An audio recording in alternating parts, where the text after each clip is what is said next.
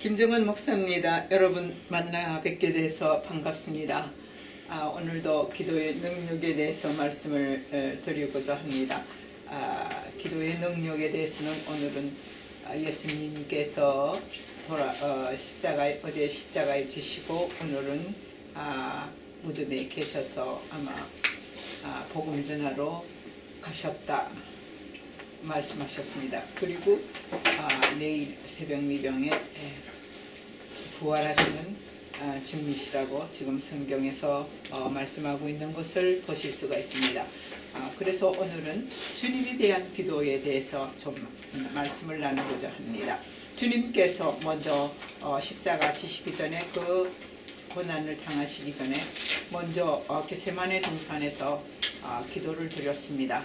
그 겟세마네 동산에서 주님께서 기도 드리실 때에는 땀방울이 빗방울 같이 되었더라고 하신 그 성경 말씀을 읽어보면은 얼마나 그분이 당해야 할 고통을 미리 알고 그것을 투시하시기 때문에 어떤 고통이라는 것을 신이 아실 분이시기 때문에 그래서 아마 땀방울이 빗방울이 되도록 전심전력하여 기도하셨을 것입니다.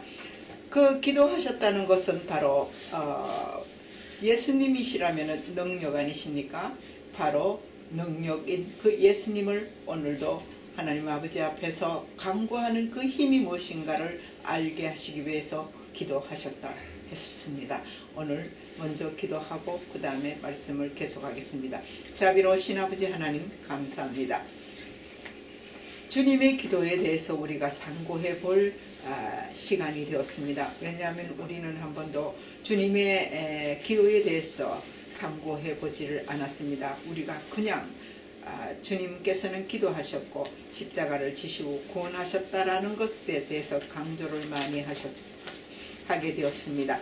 그러나 제가 이번 교회에 기도에 대한 말씀을 증거하다 보니 주님께서는 어떻게 기도하셨느냐, 그 엄청난 고난을 당하기 전에 어떻게 기도하시는가에 대해서 묵묵히 제가 상고하면서 이 말씀에 대해서 하나님 아버지 증거하기를 소원했습니다.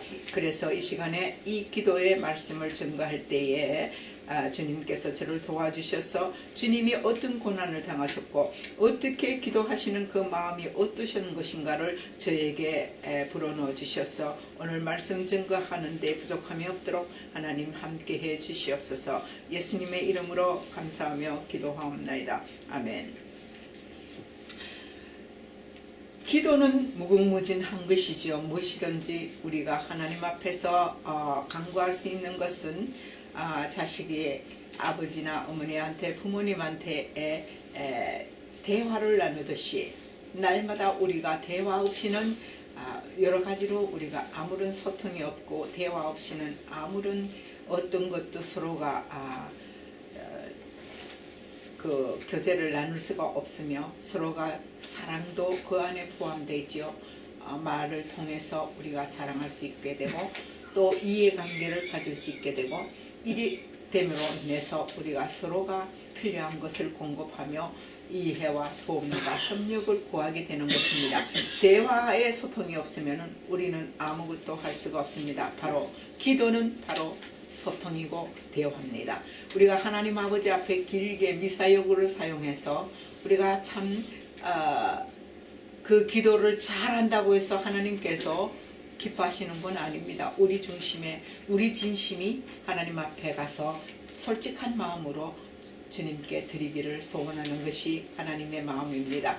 그러므로 오늘 우리는 상황이 십자가를 지고 가신 이 시점이 되었기 때문에 그 상황에 있어서 예수님의 상황이 어떠했는가, 어떻게 그 상황을 이겨내기 위해서 기도하셨는가, 그거에 대해서 상고하고자 합니다. 왜냐하면 우리가 주님의 기도를 따라서 우리가 기도해야 되고 주님께서 하시는 그 발자취 따라서 우리가 가야 하기 때문에 우리가 그 발자취를 뛰어넘어서 우리가 성경을 뛰어넘어서 우리가 다른 일을 하게 된다면 그것은 참으로 저주를 받을 일이라고 했습니다. 왜냐하면 천사라도 다른 복음을 우리에게 전해준 다른 복음을 전하면 저주를 받는다고 했으니까요. 그래서 우리는 철두철미 안에 철두철미하게 주님께서 말씀하신 바에 따라서 하나님께서 이 성경을 이루어 놓는 그 말씀 안에서 우리가 상고해야 될 것입니다. 그래서 우리가 예수님께서 어떻게 기도했느냐에 대해서 한번 상고해 보십시다. 예수님은 겟세마네 동산에서 잡히시기 전에 기도를 했다고 전해지고 있습니다. 성경 말씀에 보면은요, 룻기 22장 44절에 보면 예수께서 힘쓰고 애써 더욱 간절히 기도하시니 땀이 땅에 떨어지니 빗방울이 같이 되었더라. 빗방울 같이 되었더라고 하실 때에는 얼마나 전력을 다해서 우리가 그 생각만 해도 모진 기도를 드렸다는 것 같습니다. 그래서 우리가 땀방울 흘리는 것도 힘드는데 그것이 빗방울 같이 되었더라고 할 때는 그 몸속에서 끓는 그 엄청난 그 기도를 하나님 앞에 드린 것으로 느껴지고 됩니다.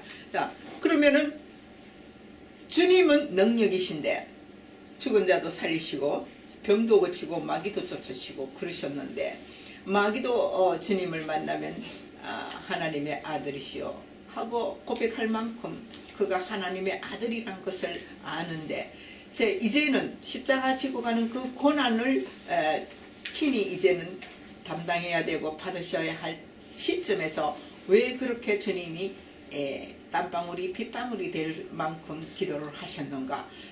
우리가 한번 생각을 해보면은 그냥 십자가를 지고 가서 그 십자가 위에서 돌아가시기만 해도 그 죽음을 통해서 우리에게 구원을 이룰 수 있는 것이 아니겠느냐, 그렇게 간단하게 생각할 수가 있습니다. 그러나 하나님께서 이미 그를 십자가의 죽음을 결정하셨을 때에 그러면은 사탄 마귀가 하나님의 계획을 알았습니다.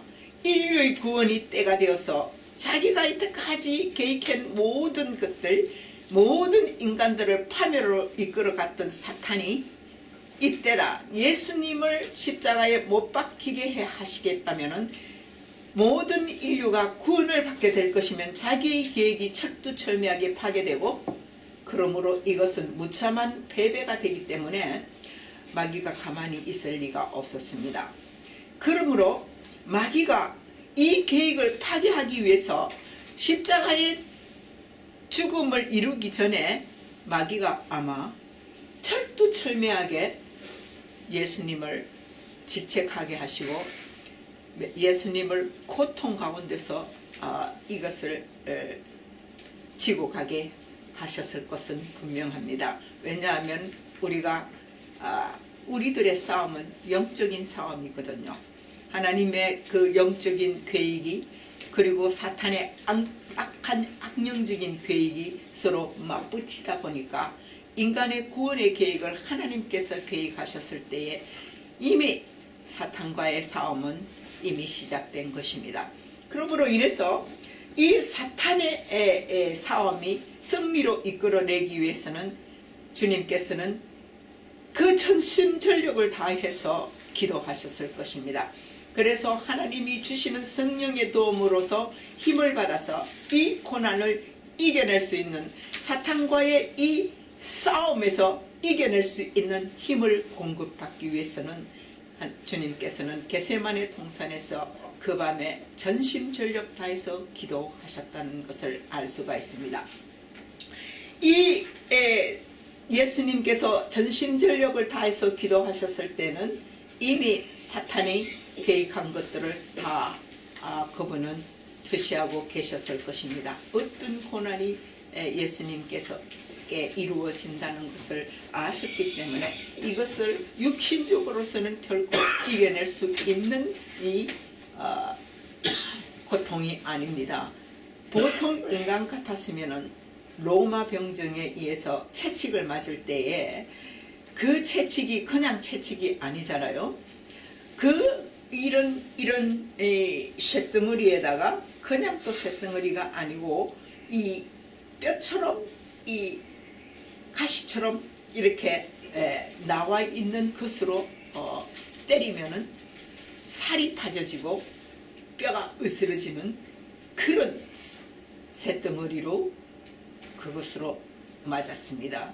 그러니까 보통 인간 같았으면 벌써 그 쇳덩어리에서 채찍당했으면 그 자리에서 죽었을 것입니다. 그런데 예수님이라 그 힘을 공급받고 이미 온 것이라 그것에 대해서 견딜 수 있도록 최선의 힘을 다 하나님께 간구하여 공급받았을 것입니다. 그거 한 번만 받은 거 아니지요? 그 시절에 죄인들을 채식할 때는 40에 유대인에게는 40에 하나 감한매를 친다고 합니다. 40에 하나 감한매는 39대예요. 그러면 예수님이 어디로 갔었습니까? 처음에는 대제사장인 가야바의 뜰에 들어가서 매 맞았죠. 그 다음에 빌라도에 가서 심문을 받았는데 거기서 매 맞았죠. 다시 이것은 죄로 다스릴 것이 아니라 채찍으로 놓아주겠다고 해서 그때 채찍으로 매를 그렇게 모질게 맞았습니다. 그런데 그것이 죄가 없다고 해서 다시 헤롯에게로 갔습니다.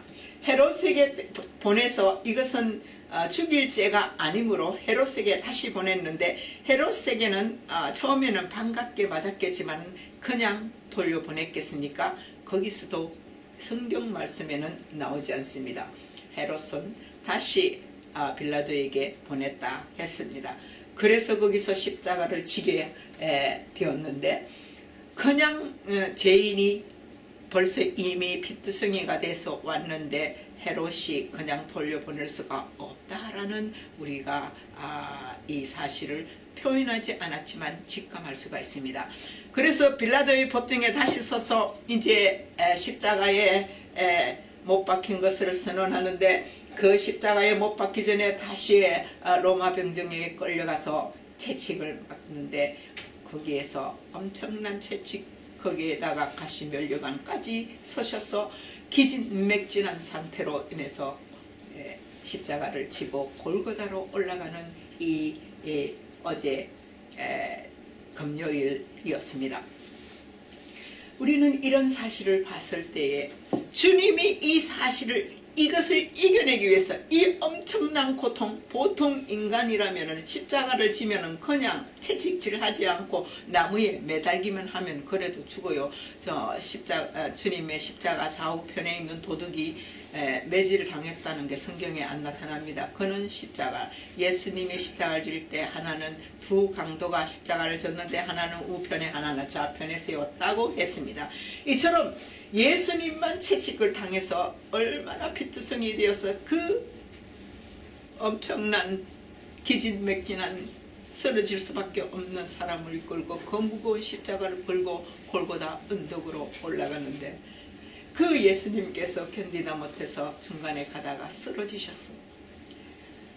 시몬이 지나가다가 대신 그 십자가를 함께 지게 되었다는 것만 해도 얼마나 기진했는지 우리는 생각할 수가 있겠습니다.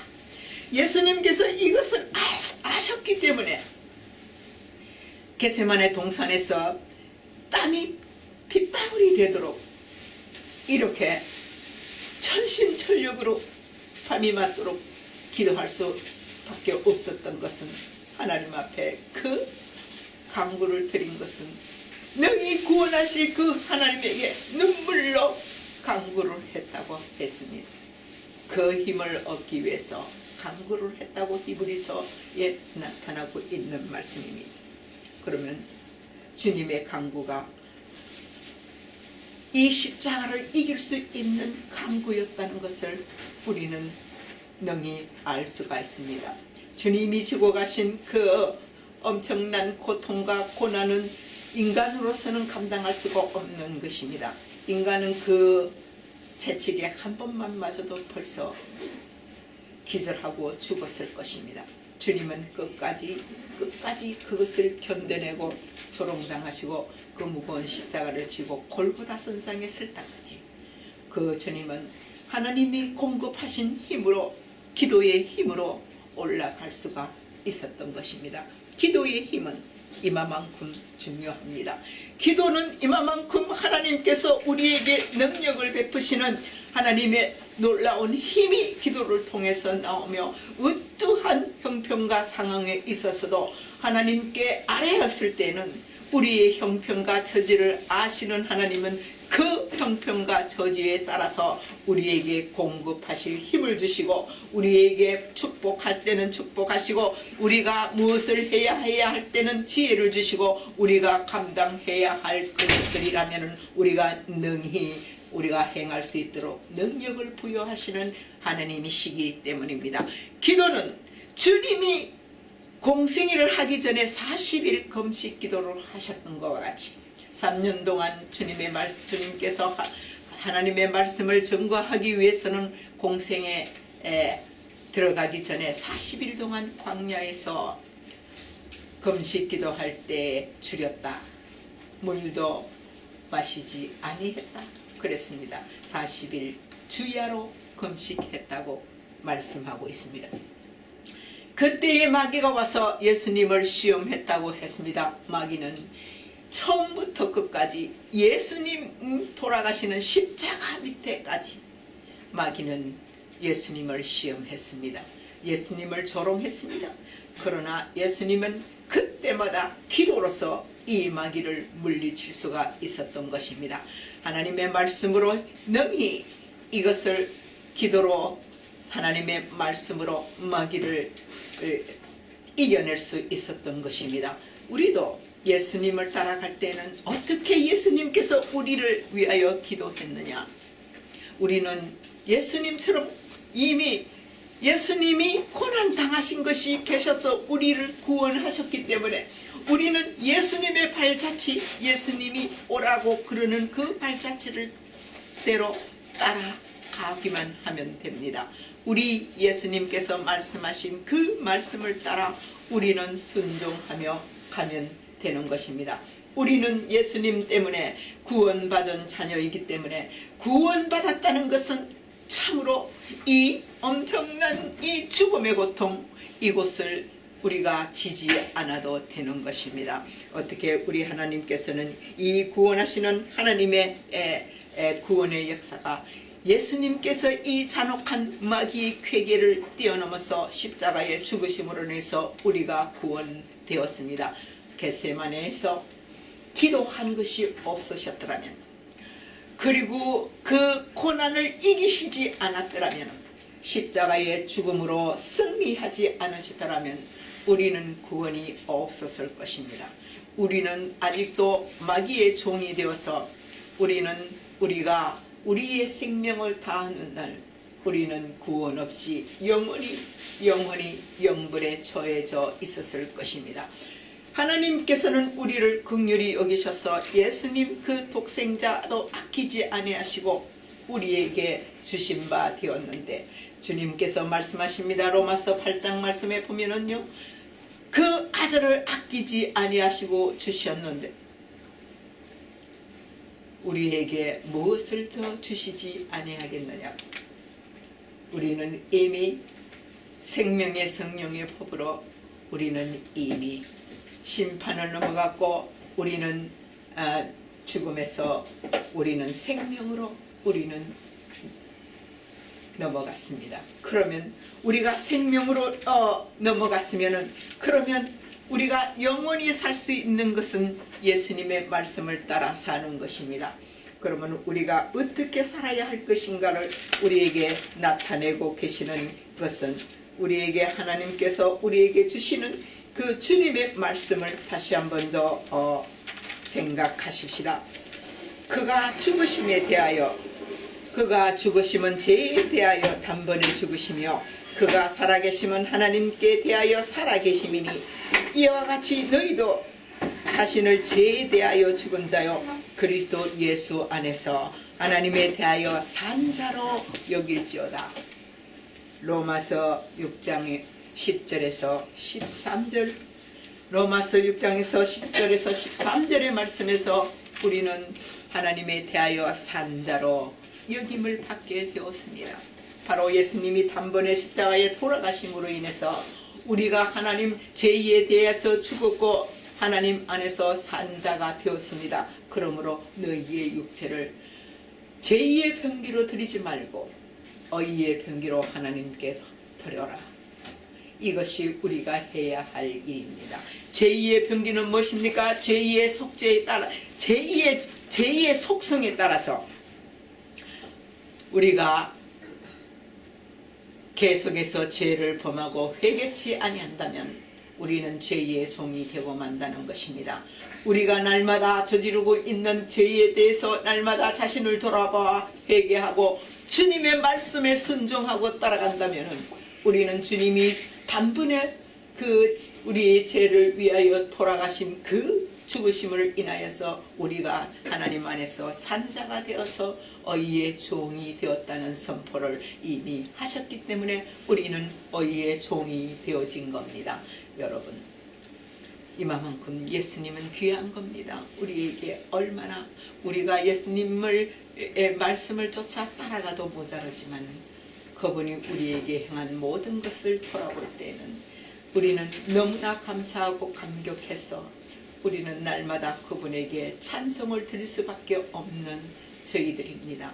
오늘 우리에게 예수님의 기도가 뭡니까? 겟세마네 동산에서 승리하신 기도는 바로 그가 육체에 계실 때에 통곡과 간구로 하나님께 기도한 것은 능히 구원하실 것을 믿었기 때문이고 그가 경건한 생활을 이루었으므로 하나님께서 능히 도와주셨다는 것을 말씀하고 계십니다. 그가 육체에 계실 때 그렇게 통곡하고 간구하고 하셨던 주님이십니다. 우리는 우리를 위하였습니다. 주님은 우리의 모든 인생 인류의 구원을 위해서 그렇게 슬퍼하며 간구하고 애쓰고 통곡하였지만은 우리는 우리 자신을 위해서 우리 자녀를 위해서 울고 통곡할 수 있는 기도를 드릴 수 있기를 예수님의 이름으로 축복하며 기도합니다. 기도하겠습니다. 그가 찔림은 우리의 허물 때문이요 그가 상함은 우리의 죄악 때문이라. 그가 징계를 받음으로 우리가 평화를 누리고 그가 채찍 맞음으로 우리가 나음을 입었도다. 주님은 이처럼 우리를 위하여 찔리고 상하고 그리고 그 징계를 온몸에 받으시고 채찍 맞으심으로 피와 물을 다 흘리시고 돌아가신 십자가를 지고 돌아가신 그 주님이십니다. 우리는 그 주님을 생각할 때 우리는 죽으신 주님만 생각하고 슬퍼하는 게 아닙니다. 이제 주님은 3일 만에 살아나서 우리에게 부활의 기쁨을 우리에게 허락하여 주셨어. 우리도 주님을 따라 부활할 수 있는 귀한 축복을 내려 주셨습니다. 그러므로 우리가 주님의 축복을 따라서 우리도 부활하게 되며 우리는 영생을 입어서 주님이 오시는 그날에 우리가 함께 주님의 혼인잔치에 들어갈 수 있는 축복이 우리의 기도가 날마다 끊임없이 주님 앞에 드리워져서 이 세상 악한 세상 모든 것들의 쾌계에서 승리하며 살아갈 수 있도록 우리를 불쌍히 여기시고 이끌어 주시옵시고 성령님이여 우리 안에 내주하셔서 우리를 인도해 주시옵소서. 예수님의 이름으로 감사하며 기도하옵나이다.